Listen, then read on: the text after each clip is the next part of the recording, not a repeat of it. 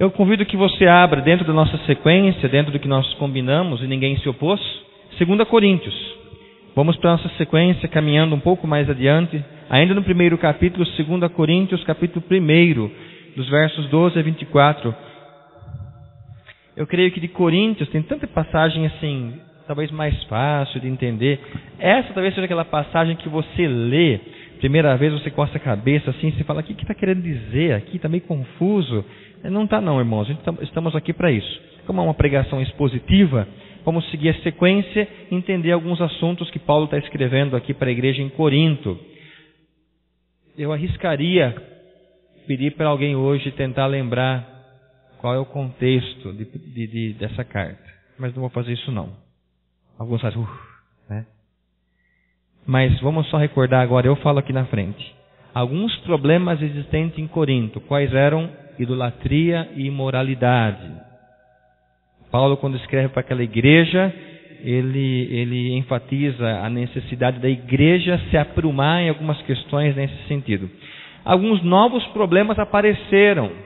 Não bastasse os problemas da igreja, alguns falsos mestres que foram se infiltrando na igreja, eles estão influenciando a igreja e estão colocando dúvidas sobre a integridade de Paulo. Essa é a questão principal, talvez o motivo principal pelo qual Paulo escreve essa segunda carta que nós temos. Ele quer defender a sua apostolocidade, ele quer defender a sua crença em Cristo, quem ele era. Porque a pergunta era, será que apóstolo Paulo ele deve merecer todo esse valor que vocês estão dando? Quem esse homem pensa que ele é? Então ele vai escrever essa segunda carta reforçando quem ele é em Cristo Jesus. Eu até falei semana passada que para esse homem que era servo do Senhor e que não queria qualquer tipo de projeção, talvez tenha sido difícil ele escrever essa segunda carta. Ele ficou meio constrangido. E para um cristão servo, é difícil de falar dele mesmo. Ele quer falar de Cristo. Porque se ele é o que ele é graça do Senhor. Não há esforço humano. E se há esforço humano, é o Senhor que capacitou. Então é uma carta na qual ele precisa se expor à igreja em Corinto. Então na semana passada nós já vimos que a primeira característica de alguém que é um verdadeiro seguidor de Cristo, qual que era a marca? A marca do sofrimento. Ele sofre por causa de Cristo. Então Paulo deixa isso claro para a igreja em Corinto. Olha, esses falsos mestres não têm essa marca. Estão preocupados com outras coisas. Mas eu sofro por causa de Cristo. As tribulações que vêm por seguir a Cristo credenciam, estão autenticando quem Paulo é. E mesmo que haja dor por algum tempo, essa tribulação, como nós vimos semana passada, é o alegre abraço do sofrimento. Se eu sofro, eu estou alegre porque a razão principal é por amor a Cristo. Então essa talvez seja a primeira marca que ele deixa para a igreja. Olha, se vocês estão falando, se alguém está dizendo que eu não mereço crédito, ou estão duvidando de quem eu sou, os sofrimentos de Cristo no meu corpo comprovam que o que está acima de tudo é o amor e a minha entrega a Ele. Vamos continuar? 2 Coríntios, capítulo 1, versos 12 a 24. Acompanhe a sua Bíblia, por favor. Tem vários temas para serem trabalhados. Eu tenho demorado um pouco, né? Eu sei. Vamos então tentar agilizar para que não seja um peso para os irmãos, mas que a palavra seja proveitosa no tempo justo. Verso 12. Pois o nosso motivo de orgulho é este. Algumas versões trazem a nossa glória. Particularmente eu prefiro a palavra glória, não orgulho. A minha tradução traz orgulho. Vamos lá. O testemunho da nossa consciência de que temos vivido no mundo, principalmente em relação a vós, em santidade e sinceridade que vem de Deus, não em sabedoria carnal, mas na graça de Deus. Pois não vos escrevemos coisa alguma, a não ser aquelas que ledes ou que compreendeis, e espero que também as compreendais plenamente, como também já em parte nos compreendestes, de que somos o vosso motivo de orgulho, ou a nossa glória, assim como sereis o nosso no dia do Senhor Jesus. E confiante nisso, quis primeiro visitar-vos, para que recebesseis o segundo benefício, de visitá-los enquanto ia para a Macedônia, e de lá voltar até a vós, e por vosso intermédio ser encaminhado à Judeia. será que, ao decidir isso, usei de leviandade? Ou será que ao decidir algo faço como homem para que haja de minha parte tanto um sim quanto um não? Mas assim como Deus é fiel, a nossa palavra em relação a vós não é um sim e um não. Pois Jesus Cristo, Filho de Deus, que entre vós foi pregado por nós, isto é, por mim, Silvano e Timóteo, não foi um sim e um não, mas nele sempre houve um sim. Pois tantas quantas forem as promessas de Deus, nele está o sim. Portanto, também é por meio dele que o amém é dado para a glória de Deus por nosso intermédio. Mas é Deus quem nos mantém firmes convosco em Cristo, e foi Ele quem nos ungiu, foi Ele também quem nos selou e nos pôs o Espírito como garantia em nosso coração. Invoco a Deus por minha testemunha de que foi para vos poupar que não voltei mais a Corinto. Não que tenhamos domínio sobre a vossa fé, mas somos vossos cooperadores, para que tenhais alegria, pois é pela fé que estáis firmados. Fala a verdade, esse sim não deu nó na cabeça, né? Esses versículos do 17, mas nós vamos chegar lá. Vamos entender essa questão do sim e do não. Igreja, como eu disse aos irmãos, a minha fala no verso 12, motivo de orgulho. Algumas Bíblias aparecem a nossa glória. Tem de vocês? No verso 12? Tem, né? A nossa glória.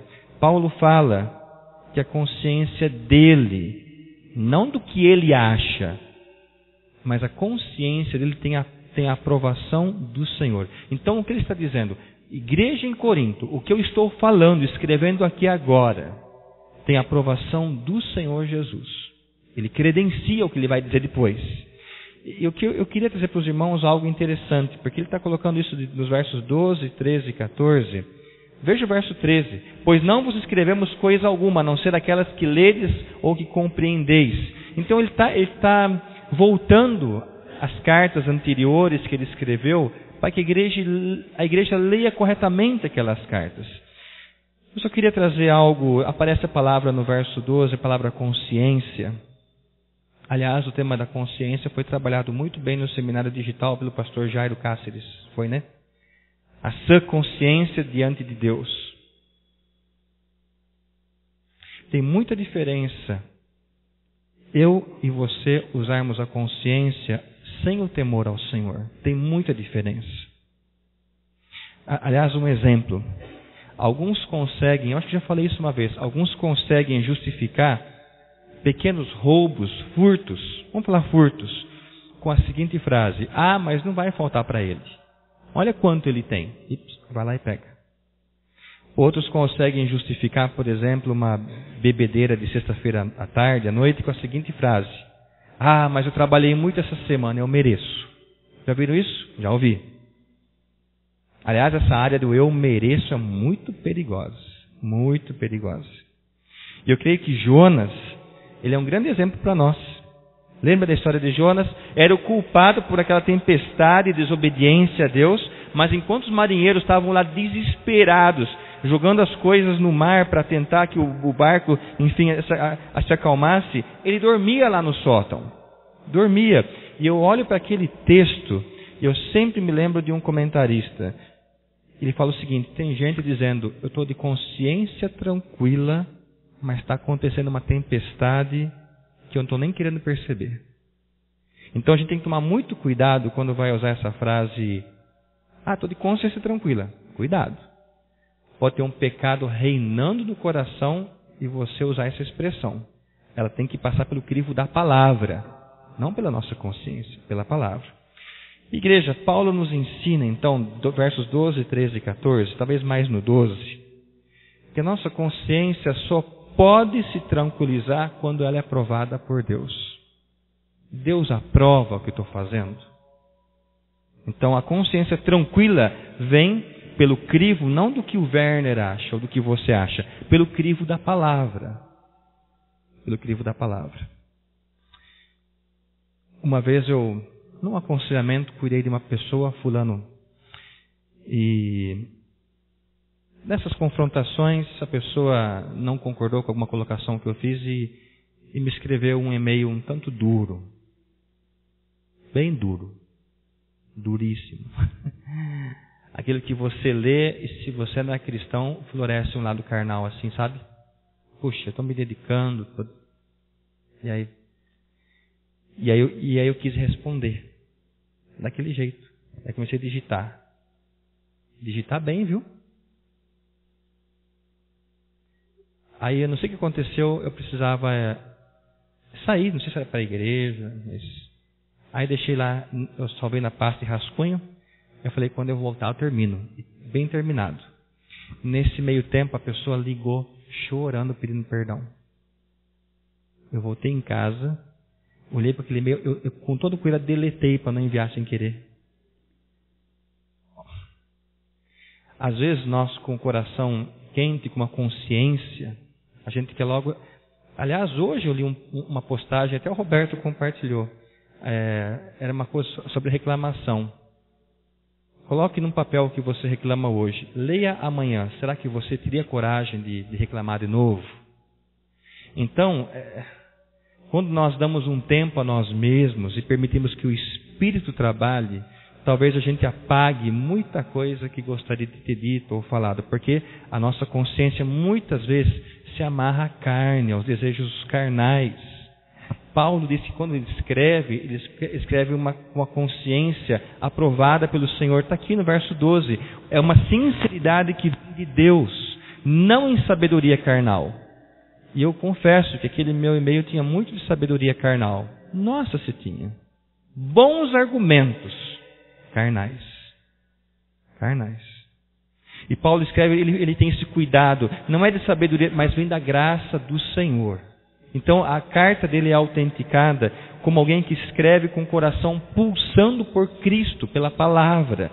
Eu acho que isso nos traz uma grande lição para mim e para você. É uma consciência tranquila em Cristo, que reflete uma vida de sinceridade, de santidade diante de Deus. Veja o verso 13, algo que eu achei bem interessante quando estava lendo, fazendo o meu estudo. O que ele fala no 13? Pois não vos escrevemos coisa alguma, a não ser aquelas que ledes ou compreendeis. Aqui tem algo bem interessante. Aquela questão da má compreensão e da interpretação. Você já escreveu algo para alguém e você foi mal interpretado? Ah, já, né? Mas não acontece em mensagem de vocês, né? Aí tem já um birrado com o outro que você escreveu aquilo. Mas não é isso que eu quis dizer. Aconteceu naquela época com Paulo. Alguns leram algumas coisas de Paulo e houve alguns mal entendidos na igreja. Ah, não, Paulo está querendo dizer alguma coisa aqui e não era aquilo. Por isso que Paulo escreve o seguinte: olha, não entendam nada além daquilo que está escrito, do que vocês estão lendo. Está no verso 13. Aquilo que vocês estão compreendendo. Cuidado com aquele floreamento, com aquelas outras interpretações. Então Paulo ele pede que ninguém busque subentendidos nas suas cartas. Ninguém busque segundo as intenções nos seus atos, além do que está escrito. Igreja, eu olho para esse versículo 13 e eu quero tirar uma outra liçãozinha para nós aqui. E a gente vai poder dar as mãos para o apóstolo Paulo e caminhar com ele, então, tentar entrar nessa história. Essa é uma área muito perigosa, concordam? Da interpretação. Algumas pessoas estavam enxergando nas entrelinhas aquilo que não estava escrito na carta dele. Ou alguns estavam dando uma interpretação diferente daquela original que deveria ser. Agora a pergunta é, e aí? A culpa é de quem escreve ou de quem lê? Ou dos dois? O que os irmãos acham? Nesse caso, se Paulo está escrevendo com uma consciência sã diante de Cristo, eu tenho comigo que é um problema de quem lê. De quem lê. Vamos recordar por que isso? A igreja de Corinto era uma igreja forte espiritualmente? Não. Nós já vimos semana passada que a igreja de Corinto é uma igreja frágil. Lembra da garrafa de óleo perto do fogo? Tocar o microfone. Que a garrafa de óleo perto do fogo, ela entorta, ficou muito próximo do calor. Parece que a imagem que a igreja de Corinto dava era essa. O pecado está tão próximo que eu me aproximo e eu estou tomando forma dele, estou ficando com marcas que o pecado está proporcionando. Então, a igreja de Corinto era uma igreja frágil, sérios problemas com pecados, área da imoralidade, idolatria. Quando os pensamentos, igreja, estão sendo alimentados com outros alimentos que não a palavra de Deus, o nosso comportamento ele é direcionado para coisas pecaminosas, ficamos fracos. Agora, eu diria ainda, em tempo, não adianta ou não vai ser possível desenvolver uma mente saudável, santificada, se no dia a dia eu me alimento com pensamentos com outras coisas. Então, por vezes, nós queremos ter um ambiente saudável, mas só vai ser possível se o lixo for tirado fora da mente. Então, quando essa igreja de Corinto está lendo algumas outras coisas na carta de Paulo, não é porque ele escreveu. É porque há tanto pecado, tanto lixo na mente, que estão vendo coisas que não existem. Estão vendo coisas que não correspondem. Igreja, uma mente suja faz que até a leitura de uma carta seja interpretada de forma diferente. É o que está aqui. Então, quando nos aproximamos do pecado, nós ficamos frágeis em várias outras áreas. E eu diria nessa noite, jovem, adolescente, adulto, para todos nós, se você anda lendo aquilo que não está escrito, se você anda vendo o que não está exposto e ouvindo o que não foi dito, é hora de orar ao Senhor e faça uma faxina mental. Tem coisa errada aqui dentro. Porque tem gente vendo coisa onde acrescentando. Ah, mas você quis dizer que não, eu não quis dizer aquilo. Então, há um problema sério da igreja por causa do pecado. E sabe o que às vezes pode acontecer conosco? Alguém vivendo uma vida errada, alguém vem e orienta. Ah, mas a pessoa fica toda sensível. Não pode encostar a mão. É uma evidência que está muito perto do fogo. Há uma sensibilidade. Então, tudo é motivo para achar algum erro, como outra interpretação. Por isso que Paulo está lidando com uma igreja sensível, muito sensível, e ele chama atenção. Nós não escrevemos coisa algumas a não ser aquela que vocês leram. Porque teve gente lá que inventou coisa da carta dele. Inventou. Agora vamos para o seguinte, entrar na questão lá do, eu acho que já do sim e do não. 15 a 20, né? Não precisamos ler tudo novamente. Não parece que aqui tem uma confusão do sim e não, pelo que foi lido? Eu em casa precisei ler várias vezes esse texto aqui. Vamos entender? Qual que é o contexto histórico aqui, igreja? Vamos entender o que está acontecendo. Paulo prometeu voltar para Corinto para visitar aqueles irmãos. Mas não foi possível fazer isso. Entendam? Paulo disse que voltaria para visitá-los, mas não foi possível. Então, vamos olhar para os versos 15 e 16. E confiante nisso, quis primeiro visitar-vos, para que recebesseis o segundo benefício. E qual que é o segundo benefício? Uma segunda visita, verso 16. De visitá-los enquanto ia para a Macedônia, e de lá voltar até vós, e por vosso intermédio ser encaminhado à Judeia. Então, nesses versos 15 e 16, Paulo fala de uma mudança de itinerário, mudança de planos. A ideia era fazer uma travessia marítima de Éfeso a Corinto. Eu não quero ser confuso, mas tem que ser explicado isso. Então, a ideia era fazer uma travessia marítima de Éfeso para Corinto, visitar os coríntios, antes de viajar para a Macedônia. E depois da volta da Macedônia, a intenção de Paulo era visitá-los mais uma vez. Igreja, parece que essa primeira visita, ela foi feita e causou muita tristeza para Paulo. Dê uma olhadinha, 2 Coríntios 2:1. A gente não é o texto de hoje, mas vamos emprestar ele. Assim, decidi que não iria visitá-los com o quê? Paulo fez uma primeira visita e ele ficou muito triste com o que ele viu. Muito triste. Ele chegou a prometer que ele faria uma segunda visita. Ele não fez. Qual que você acha que era o sentimento da igreja em Corinto? Alguém quer falar uma palavrinha? Talvez uma palavrinha resuma tudo. Prometeu que ia visitar e não foi. Eles ficaram o quê? Frustrados.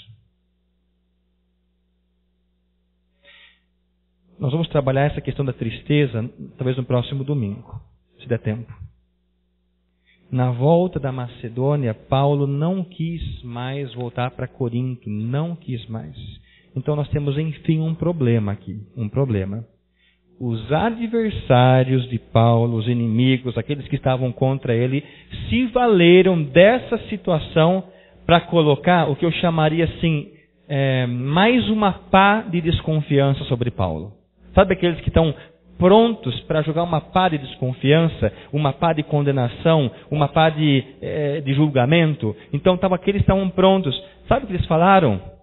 Eles diziam que a palavra de Paulo não era confiável. Vocês estão vendo? Paulo é instável. Falou que vinha visitar vocês. Cadê o servo do Senhor? Cadê o apóstolo Paulo? Ele não prometeu que ele vinha? Ele não veio. Então, os irmãos de Corinto ficaram, e algumas pessoas alimentando negativamente. Olha, ele não é confiável, tomem cuidado. Paulo trata esse assunto, ele usa os termos sim e não. Eu queria, sobre esse assunto, igreja, que assunto? De jogar uma pá de desconfiança, eu queria 2 considerações nessa noite, na parte prática, para nós hoje, 2 lições. Paulo está se defendendo aqui, sobre isso, sobre essa mudança de itinerário. Eu queria 2 considerações sobre jogar uma pá de desconfiança. Primeira delas, igreja, isso é para mim e para você. Vamos tomar cuidado para nós também não ficarmos jogando paz de desconfiança sobre outras pessoas. Como isso é fácil a gente fazer? Isso pode acontecer muito na igreja, sobre o pastor, sobre algum líder, algum professor.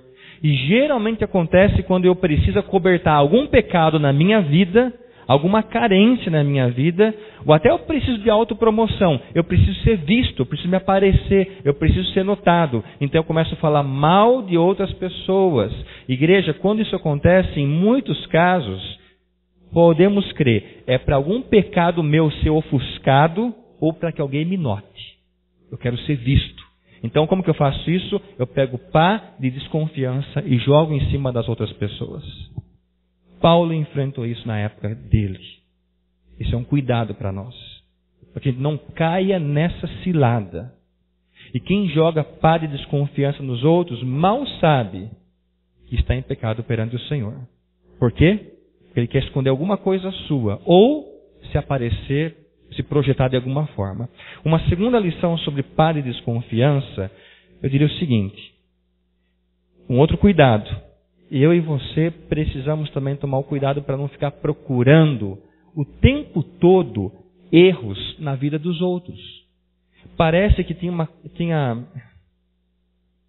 uma comissão na igreja em Corinto vocacionada para procurar erro na vida dos outros. Tem que justificar alguma coisa. É triste, mas tem gente torcendo para que alguém fale, para então publicar esse erro. Está de olho assim, vai errar. Ah, errou, agora publica. Toma um cuidado. As coisas boas não são vistas. Agora, se der uma escorregada, vamos publicar esse erro. Igreja, eu e você, nós somos pecadores ao lado de pecadores. A única diferença entre você e seu irmão é que o seu pecado é diferente do dele. Ou pode até ser igual. Parece que algumas pessoas infiltradas na igreja em Corinto estavam acompanhando Paulo de luneta. Sabe luneta? Uma pisadinha, algum erro, basta uma mudança em qualquer plano, pronto. Ele decepcionou. Está vendo? Está vendo? Paulo trabalha essa questão. Veja o verso 17. Será que ao decidir isso usei de leviandade, ou será que ao decidir algo faço como homem para que haja de mim, a minha parte, tanto um sim como um não?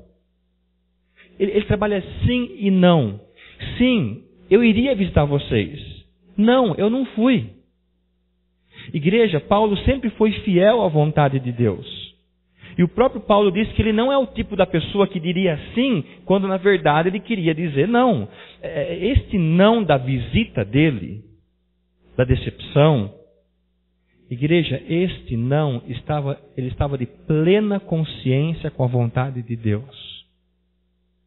Eu li um comentarista, gostei muito da exposição dele. Ele disse o seguinte: não foi a indecisão de Paulo que fez com que ele não fosse fazer visita, mas foi a preocupação com os seus sentimentos. Porque Paulo estava com o coração o quê? Triste. 2 Coríntios 2:1. Triste. Como que eu vou chegar para aquela igreja triste do jeito que eu estou? E qual que era a finalidade de Paulo? Era levar alegria. Veja no verso 24. 1:24. Não que tenhais domínio sobre a vossa fé, mas somos vossos cooperadores para que tenhais o quê? Alegria. Paulo queria levar alegria para aquela igreja, mas estava com o coração triste. Então, igreja, em meio a esses sim e não, Paulo sabiamente, ele tira o foco de si mesmo, ele projeta para Cristo. Onde está o versículo que fala sobre isso? Verso 19. Pois Jesus Cristo, o Filho de Deus, que entre vós foi pregado por nós, isto é, por mim, Silvano e Timóteo, não foi um sim ou não, mas nele sempre houve um sim. Paulo está dizendo o seguinte para a igreja: Cristo é o eterno sim de Deus. Nele não há mudança. Todas as promessas de Deus em relação ao Messias foram cumpridas. Por isso que Cristo é o divino sim. Sabe o que esse homem está fazendo? Para mim, igreja, Paulo está percebendo que ele está tendo uma projeção, uma evidência maior do que ele deveria ter. Algumas pessoas parecem que já estão idolatrando esse homem. E se ele dá uma escorregada, então as pessoas ficam frustradas. A raiz da nossa frustração, muitas vezes, é que nós colocamos pessoas num pedestal mais alto do que o Senhor. Se eu e você colocamos pessoas muito altas, há um problema de adoração. Isso deve ser tratado entre... O único que não nos decepciona é o Senhor Deus. Paulo faz essa leitura. Todo esse problema levantado dessa decepção, ele faz uma leitura espiritual. A igreja que está se projetando de uma forma excessiva sobre a pessoa dele.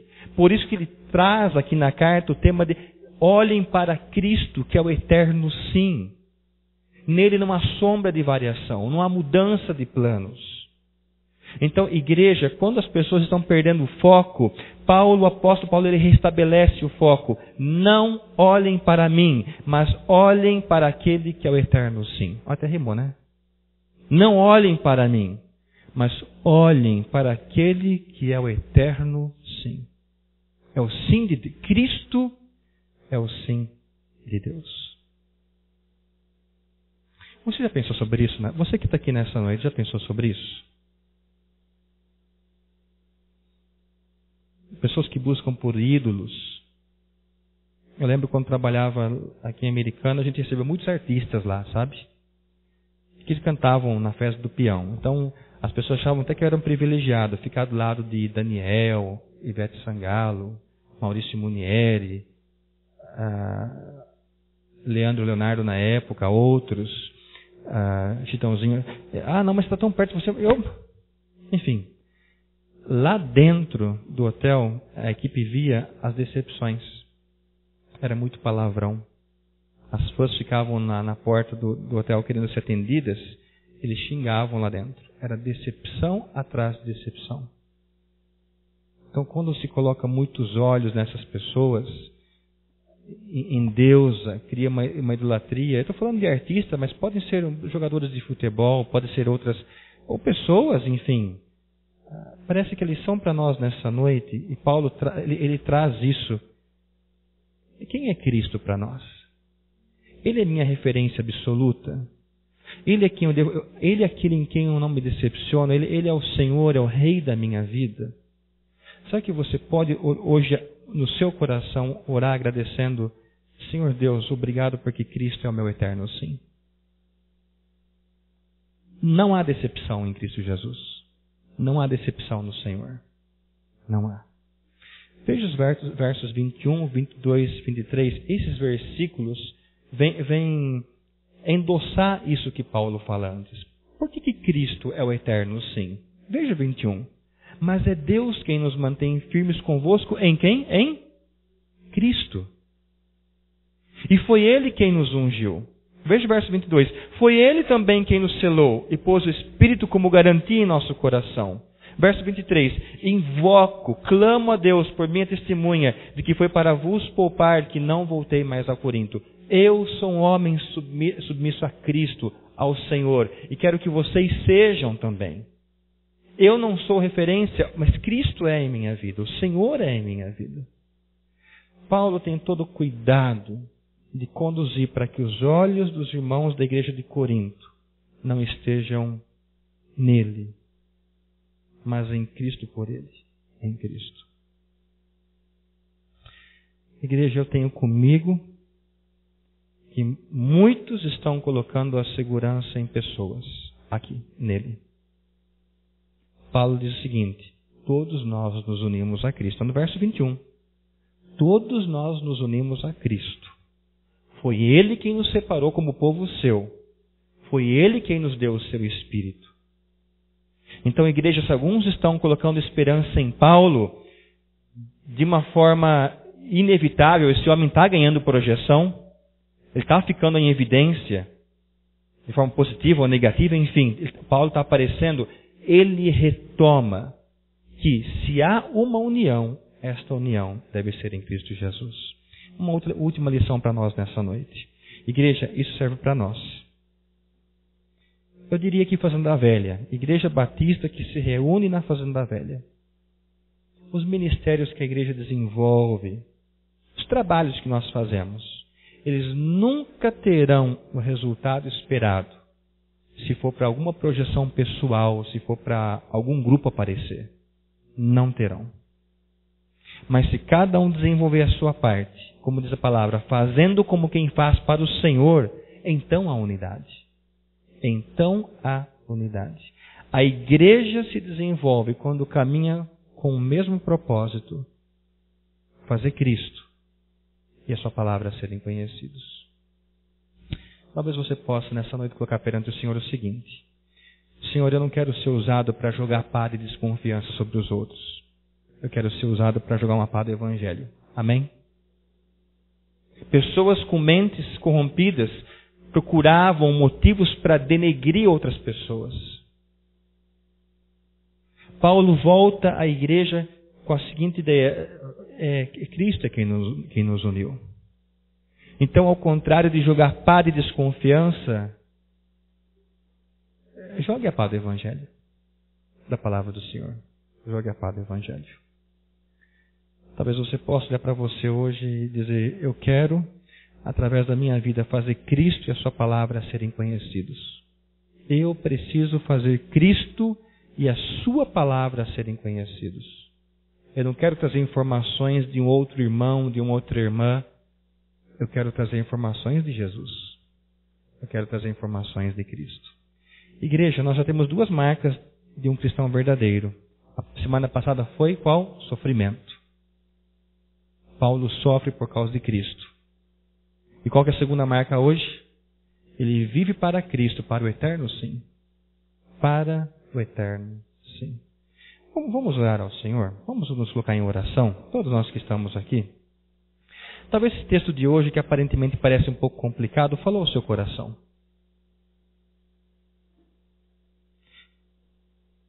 O que você tem colocado em sua pá? O que você tem carregado em sua pá em relação aos outros? Informações de desconfiança, informações que não são necessárias, que não edificam. Ore ao Senhor para que Ele troque a sua pá e que você jogue pá do Evangelho, do poder de Deus, da palavra dele. Senhor, eu quero ser um cristão maduro, que não denigra, mas que acrescente. Por quê? Porque eu estou unido em Cristo. Eu estou unido em Cristo. E outra colocação para nossa oração, reflexão nessa noite. Eu e você vivemos para Cristo, para o eterno sim. Será que em sua mente ainda há dúvidas entre sim e não? Será que eu sigo Cristo? Não sei, estou com dúvidas, mas tem coisas do mundo que eu gosto. Perceba que são dúvidas, sim e não brigando. O convite que a palavra faz nesta noite é: venha e viva para aquele que é um eterno sim diante de Deus, Cristo Jesus. Ele é o meu eterno sim. Se você já tem esse compromisso, louve ao Senhor. Agradeça: Senhor, eu te louvo porque Cristo é o meu eterno sim. Ele é o cumprimento das promessas do Senhor. É o Messias, o Emanuel, Deus conosco. Ele é o sim de Deus também em minha vida. Você pode louvar o Senhor. E se você ainda não veio para o eterno sim, se entregue a Cristo. Se envolva nos braços do Senhor. Se envolva nos braços do Senhor. Senhor Deus, nós te agradecemos por esta noite, porque a Tua palavra é que nos confronta. E o Teu Santo Espírito tem trabalhado com nossas vidas. O Senhor conhece os corações aqui nessa noite, então, ó Deus, faz a obra. Opera em cada um, de acordo com a Tua vontade, com o Teu querer. E que o Senhor conheça, aqui nesta igreja, veja em nós, em mim, pessoas que joguem paz do Evangelho do Senhor. Não de calúnia, não de difamação. Não de coisas que prejudiquem. Livra-nos dessas coisas, ó Deus, da desconfiança. Mas que cristãos que amam ao Senhor possam carregar paz do Evangelho para outras vidas. Usa-nos para isso. Usa-nos, ó Deus. E que o eterno sim de Deus, Cristo Jesus, reine em nosso coração. Reine. Para a honra e para a glória de Deus Pai. Oramos pedindo e agradecidos em nome de Jesus. Amém.